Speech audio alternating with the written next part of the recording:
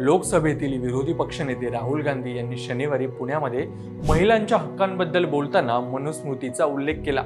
मनुस्मृतीमधील स्त्रियांविषयीच्या एका विधानाचा त्यांनी उल्लेख केला आणि हा उल्लेख लज्जास्पद असल्याचं त्यांनी म्हटलं। या एका विधानामुळे अनेक जुने राजकीय आणि वैचारिक वाद पुन्हा एकदा उफाळून आले आहेत। एकीकडे संत तुकाराम आणि ज्ञानेश्वरांपेक्षाही मनुश्रेष्ठ असल्याचे सांगणारे संभाजी भिडेसारखे लोक, तर दुसरीकडे 25 डिसेंबर 1927 रोजी महाडमध्ये याच मनुस्मृतीचे दहन करणारे डॉक्टर बाबासाहेब आंबेडकर आहेत।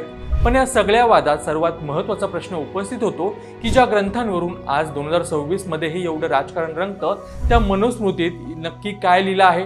विशेषतः महिलांबद्दल त्यात असं कोणते नियम आहेत ज्यावर गेल्या 100 वर्षापासून एवढा तीव्र आक्षेप घेतला जातोय? लहानपणी मुलीने तिच्या वडिलांच्या छत्राखाली असावं, लग्नानंतर पतीचं निधन झाल्यानंतर तिनं तिच्या मुलांच्या कृपेवर राहावं, पण कोणत्याही परिस्थितीवर महिलेनं स्वतंत्र असू नये। मनुस्मृतीच्या 5व्या अध्यायात अशा अर्थाचा 148वा श्लोक आहे।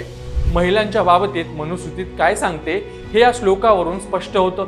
इंग्रजांनी भारतावर राज्य करताना या ग्रंथाला हिंदूंचा मुख्य कायदा कसा बनवला आणि आजच्या आधुनिक भारतात या प्राचीन विचारांचे समर्थन करणाऱ्यांमागे कोणती मानसिकता आहे, या सर्व प्रश्नांची उत्तरं, इतिहासकारांचे निष्कर्ष आणि सखोल सामाजिक विश्लेषण आजच्या या व्हिडिओमध्ये आपण अगदी सोप्या भाषेत समजून घेणार आहोत।